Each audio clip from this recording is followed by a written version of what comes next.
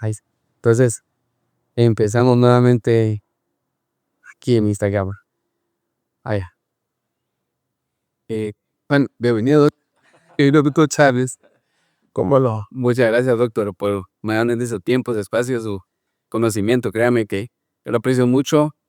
Yo creo que le conté, ¿verdad? Y solo voy a hacer memoria para los que los están viendo, que en su momento yo le decía que a veces es lamentable cuando una persona que tiene tanta carrera y conocimiento fallece porque se fue con todo lo que llevó detrás de él en el sentido de su carrera, ¿verdad? Y no se encapsuló todos los conocimientos que tenía. Y meditando en los primeros 2 episodios que tenemos con usted, me da tanto gusto saber que pude captar un poquito de todos los conocimientos que usted tiene, y por eso quería hacer este tercer episodio de lo que vamos a hablar el día de hoy, que es consejería genética y pruebas de tamizaje, ¿verdad? ¿O cómo le llamamos, pues? Sí, test metabólico. Test metabólico, Sí, Raulito. Y pues ahora sí, saludos. Pues. Salud con el cafecito de casi mediodía, creo. Vamos a... Salud de casi mediodía, y le cuento un secreto. Estoy en ayuno. Con razón, estaba bostezando. Estoy en ayuno intermitente. Lo empecé ayer a las 8 y pico de la noche y no he comido nada hasta. Vamos a ver que también, ahí lo voy a contar porque tengo un par de rutas ahí metabólicas precisamente, en las que explican cómo, primero la fisiología del ayuno intermitente, pero de qué manera es el ayuno hidratado, porque el agua sirve para muchos procesos, y los suplementos de los cofactores que vimos ahorita, de los cuales primera vez hablamos más adelante, pero como no son calorías, sino que solo son cofactores, entonces la señalización es para utilización de ácidos grasos porque es la reserva que tenemos. Entonces ahorita yo estoy, según la fisiología, en pura utilización de reservas energéticas. Pero otro día contamos de eso, primero Dios. Yo quería empezar, doctor, que me cuente un poquito. Estábamos platicando y así fue como surgió el deseo de hacer este tercer episodio de los tamizajes neonatales, y usted me comentaba que usted que hacía la prueba en el desarrollo de los niños pediátricos de inclusive más de 1 año, 2 años, ¿verdad? Y a mí me surgía la duda, le decía yo que por qué es que a veces en los hospitales, si ya pasó el mes, ya no lo trae, ya se pasó el periodo para hacer la prueba neonatal. Eh, ¿De dónde son que esto y cómo fue que usted pues empezó a hacer esas pruebas en los niños pediátricos, le podríamos decir, ¿verdad? Puedo decir.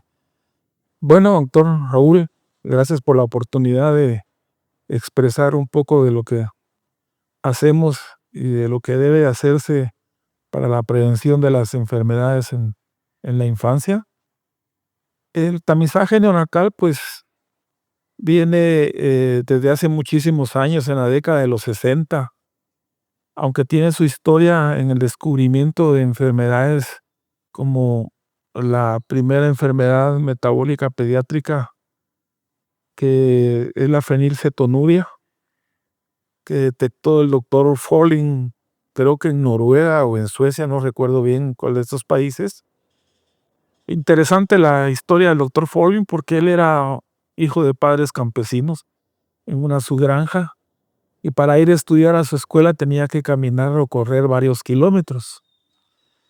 La idea de los padres era que él continuara junto con sus hermanos en la producción de la granja, pero él tenía otras habilidades y otras intenciones y siguió estudiando, y con mucho sacrificio pues se iba a estudiar ya posteriormente cuando sacó su primaria a lugares más lejanos, hasta que tuvo que ir a una ciudad y se licenció en medicina. Primero creo que estudió química o bioquímica y después hizo su carrera de médico. Y estando en el hospital de turno, en un hospital donde él tenía su trabajo, vio unos niños que tenían retraso psicomotor y episodio de convulsiones. Y dentro de sus análisis que él hacía, la orina mezcló cierta cantidad de cloruro férrico, cambió el color aún de la que una orina normal, le interesó y así fue como descubrió que esto sucedía cuando el niño tenía fenilcetonuria. Interesante. Inicialmente se llamó la enfermedad de Folling, pero posteriormente otros científicos de la época descubrieron por los metabolitos analizados que era un derivado del metabolito de la fenilalanina, del aminoácido fenilalanina. Ya en los años 60, el doctor Guthrie en Estados Unidos pues instaló la prueba de Guthrie, una tarjeta gota de sangre seca mediante una cajita de Petri. Él podía hacer su diferenciación de cómo las bacterias podían digerir o no digerir el aminoácido y qué resultado daba. Y así fue como se implementó la prueba de Guthrie. Ya. Posteriormente quisieron utilizar esa misma tarjeta para detectar otras enfermedades de origen metabólico. Se fue perfeccionando todo hasta que se llegó a hacer lo que hoy se denomina tamizaje neonatal, ¿verdad? Ok. Yo sigo en mi idea. Y este tamizaje neonatal, bueno, la palabra tamiz en México la usan los albañiles para colar la arena y lo que quede ahí, pues lo que no se cuela son los candidatos a tener la enfermedad posiblemente. Ya.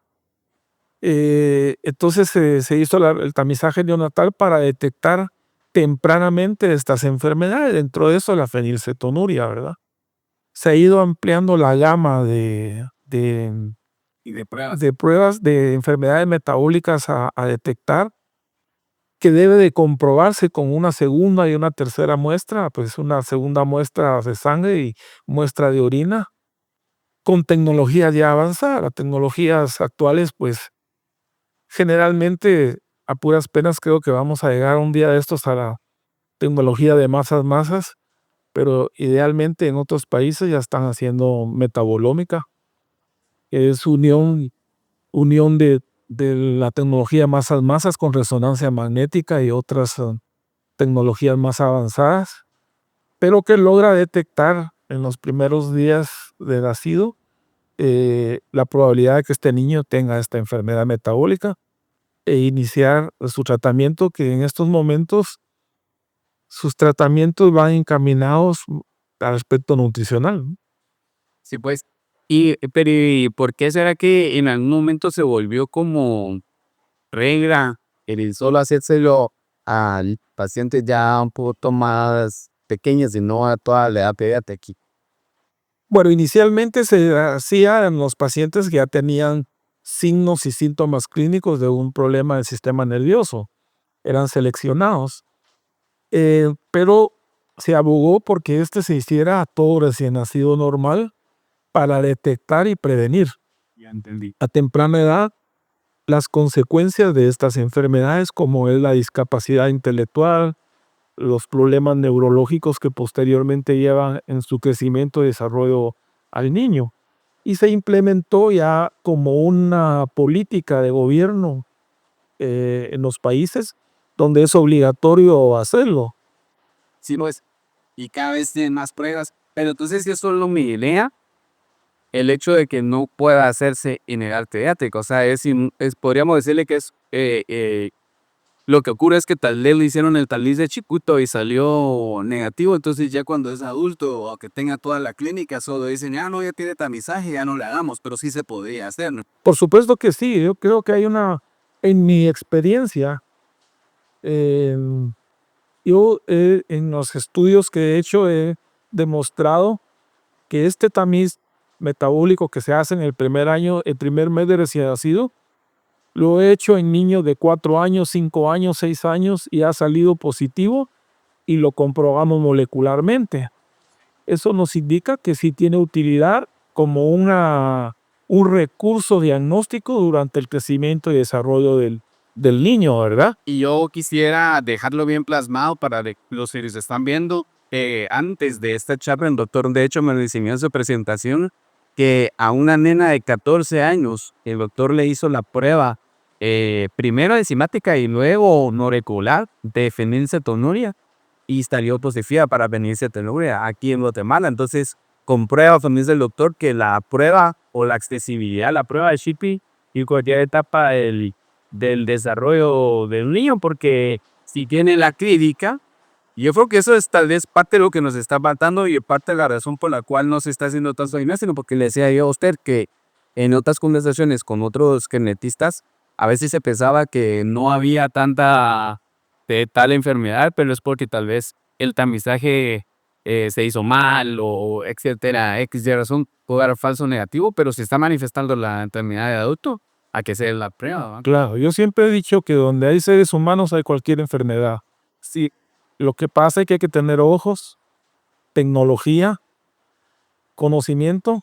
Por eso son mejor denominadas enfermedades de difícil diagnóstico, porque son dependientes de tecnología y de la capacidad que tengamos los clínicos de estar orientados hacia esta patología, ¿verdad?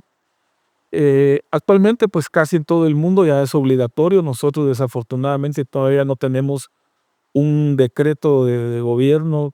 Bueno, hay un decreto de, ¿cómo se llama estos decretos ministeriales? Una ley. No es ley, debería ser ley, solo es un decreto donde se obliga a hacer el tamizaje neonatal de hipotiroidismo en todos los hospitales del país, ¿verdad?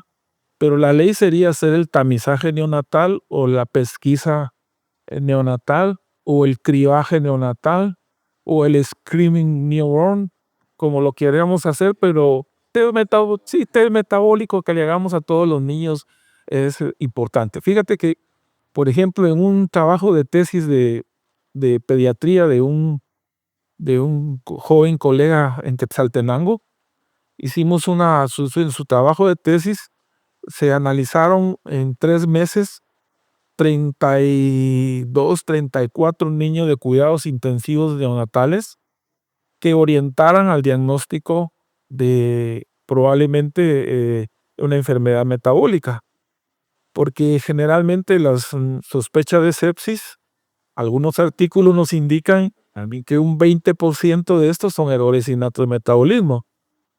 De estos, Deficiencia de algún gen puntual o así como una... Bueno, de errores innatos de metabolismo, pero alguna enfermedad autosómica recesiva, seguro, ¿va? pues, de todas estas cosas, lo importante de este estudio es que de los 32, 34 niños, 18 salieron positivos para errores innatos de metabolismo. Fue su trabajo de tesis, ahí está en el archivo de la Facultad de Ciencias Médicas, su trabajo de tesis. Y yo me preguntaba si fue en 3 meses, ¿qué sucedería en un año? Solo Quetzaltenango.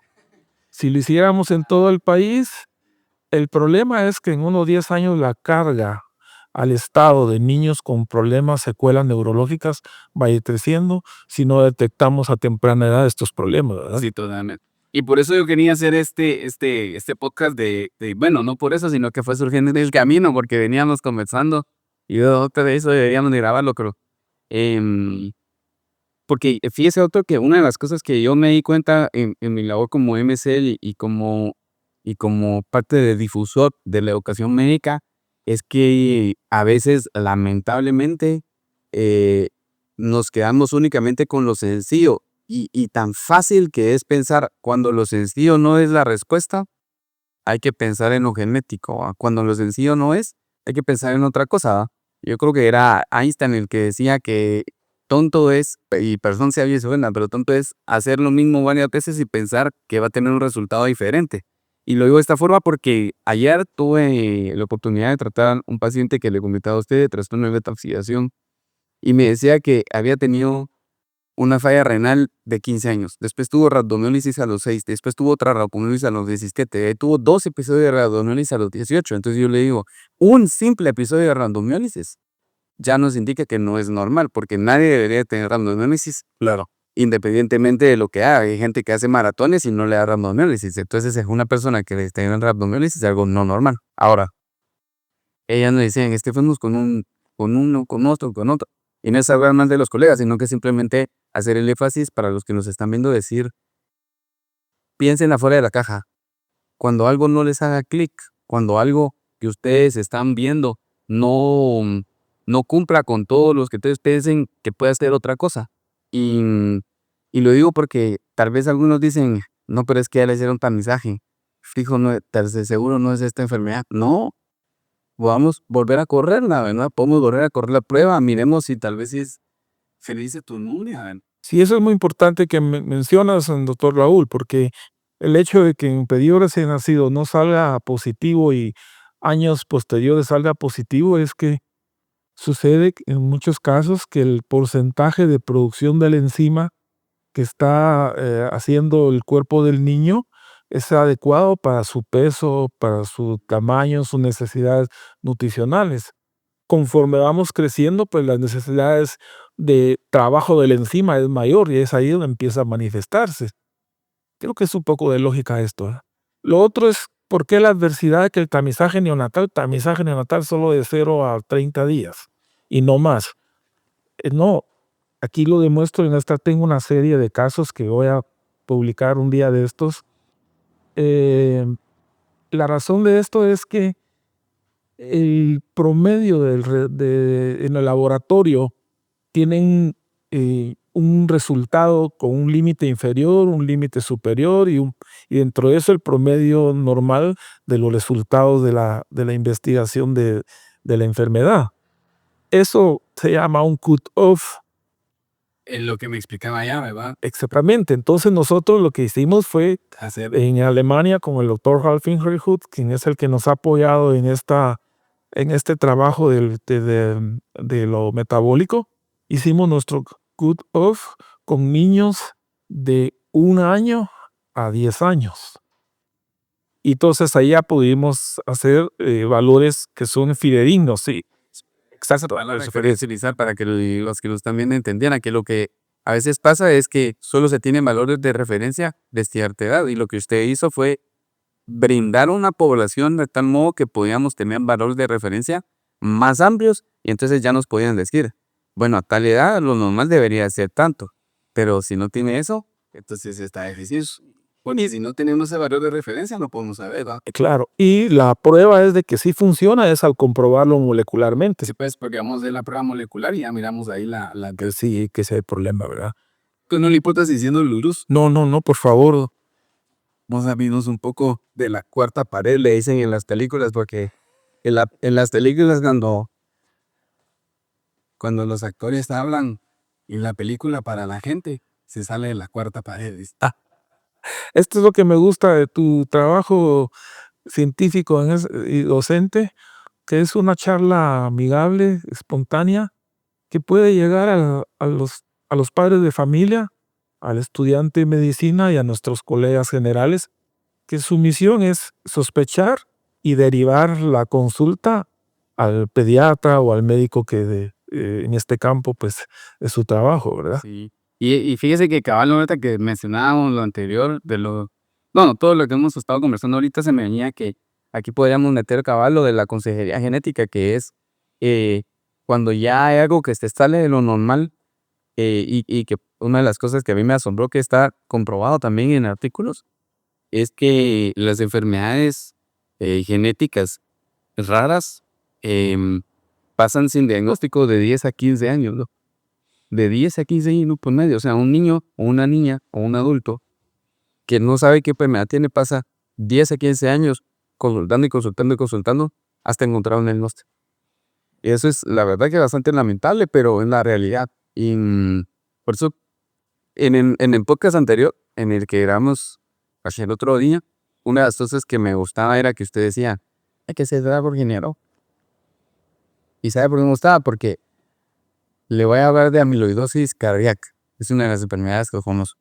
Y la amiloidosis cardíaca, una de las manifestaciones que tiene es una falla cardíaca. Pero es una falla cardíaca por una acumulación de amiloides en el corazón. Entonces el corazón se empieza a hacer grande, pero por acumulación de la amiloide, que es una proteína. Como la amiloide es una proteína, se está acumulando, la conducción nerviosa del corazón está disminuida, porque por así decirlo tiene el paso obstruido. Y entonces tenemos un corazón grande con voltajes pequeños en el directo cardiovascular. Y aparte tenemos una falla cardíaca, el corazón no está funcionando bien. Entonces viene el cardiólogo y le deja beta bloqueadores a esa falla cardíaca porque ese es el protocolo normal para una falla cardíaca normal. Pero como esta no es una falla cardíaca normal, sino que es una falla cardíaca por una enfermedad genética que es amiloidosis, no le funciona.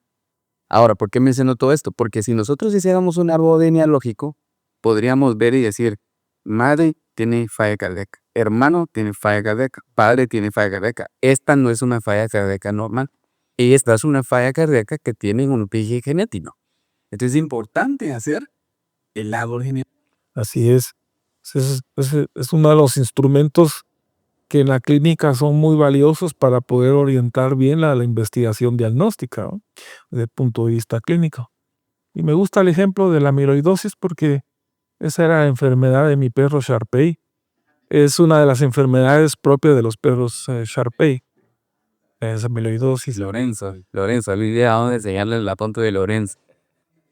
Interesante, pero sí, póngame, ahorita yo, antes lo dejamos ahí, como dice usted, para los padres y para todos aquellos que nos escuchan, que ellos solitos pueden hacer su árbol genealógico, autor, o sea, y si ellos están padeciendo alguna enfermedad, pueden ir y ver qué cosas han padecido anteriormente y poder hacer su propio árbol genealógico y ya llegar con el médico, ¿verdad? De hecho, es una actividad que deben de realizarla todas las familias el día que se juntan todas las familias. ¿Y cuándo en nuestro país se juntan las familias? Semana Santa, el Día de Muertos y posiblemente para Navidades. Ahí podía alguien que tenga mucho interés hacer el árbol genealógico y distribuirlo al resto de la familia para que lo tengan, si no en un cuadro en su sala, por lo menos guardadito para ahí, para cuando vayan a consulta con el médico y tengan signos y síntomas de una enfermedad que la tuvo el abuelo, la tuvo la abuela, etcétera, ¿verdad? Y fíjese que ahorita se me viene a la mente una anécdota con la que empecé una vez una charla en Petén para residentes, que yo les decía que cuando yo era chiquito, una vez me dio un dolor de estómago bien fuerte y me llevaron al hospital y entonces el doctor preguntó, ¿ustedes padecen de algo? Y mi papá, no. Y mi mamá, sí doctor, fíjese que yo he padecido de la vesícula y mi abuelo y mi mamá padeció de la vesícula y mis hermanas de la vesícula. Y entonces nosotros volteamos a ver a mi mamá con mi papá así bien enojados, así, y después se fue el doctor y yo, bueno, voy a regresar. Dijo unas cosas y cuando el doctor se fue del cuarto, nosotros con mi papá, ¿por qué le dijiste todo eso? Después ahí le inventan a uno enfermedades, que uno tiene que decir que no padece nada, no sé qué. Y ahora lo digo, y empecé así la charla porque digo, qué ignorantes éramos, tanto mi papá como yo, en pensar que uno tiene que a veces hacer como que algo no pasó, cuando en lugar de decir, bueno, esto pasó, ¿qué puedo hacer al respecto, verdad? Y creo que a veces eso pasa cuando hacemos este tipo de preguntas que preguntamos, ¿verdad? Mire, a mí me parece alguna enfermedad, pero lo hacemos a veces solo por rutina, como decíamos en el podcast anterior, pero tiene una relevancia clínica. Preguntar, ¿padece de algo? Y se recuerda que nosotros vimos un pacientito con el pelo blanco, Sí, y nosotros, y rápido, ¿verdad? Y preguntamos, ¿alguien más tiene pelito? Y que si el papá también era así. O sea, es una pregunta que se ha dejado al olvido, pero tiene una relevancia muy importante. Porque ahora, ¿sabe qué me asombraba a mí de la maestría genética que estoy ahorita? Creo que no se me enseñaba, pero se lo voy a enseñar. Que dice que ya se ha determinado que casi todas las enfermedades, a excepción de los traumatismos, tienen un origen genético. sí, no, eso es cierto. Todo tiene un componente genético que no necesariamente es hereditario. Los genes míos pueden venir bien, pero si yo estaba en Chernobyl y me llegó la radiación, se enfermaron mis genes, ¿verdad? Entonces hay que considerar, diferenciar lo que es genético hereditario y lo genético adquirido por contaminantes o por la epigenética, etcétera, ¿verdad? Eso y bueno, llevamos un poquito de tiempo conversando, pero solo quiero ver cuánto tiempo llevamos. Este, solo para ir conversando, porque sí me interesa ese tema, doctor, de la epigenética, que siempre lo medio tocamos, pero la epigenética, lo dijimos ya, pero es todo aquello que altere la genética humana. Entonces, como dice usted, mi genética puede venir bien, pero si factores epigenéticos pueden afectar a que mi gen se manifieste o se exprese de cierta manera y entonces cambie algún comportamiento. dentro de los factores epigenéticos que yo le preguntaba a usted estaba la alimentación, sí o sí. O sea, la alimentación, lo que comemos, es un factor epigenético determinante para padecer de ciertas enfermedades. El ejercicio es otro factor epigenético. El que usted dice ahorita, la radiación, algún otro factor epigenético. La nutrición es muy importante.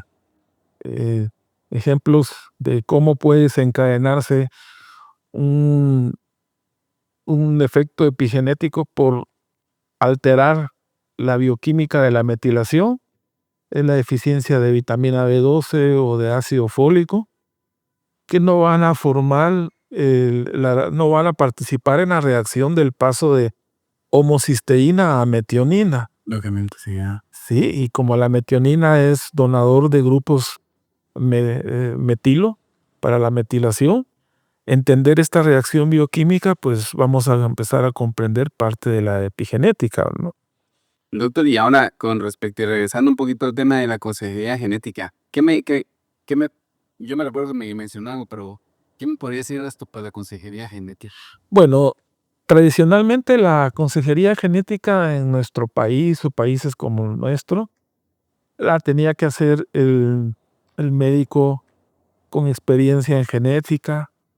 Hay quien da la noticia o un colega pediatra con experiencia en este campo, pero actualmente ya hay subespecialidad de consejería genética, que es una actividad en donde el especialista le transmite o le informa a la familia qué está pasando, por qué pasó, qué va a pasar en el futuro a corto, mediano, largo plazo, cuáles son las opciones actuales de tratamiento que hay para esto, qué método diagnóstico hay para certificar que esto es.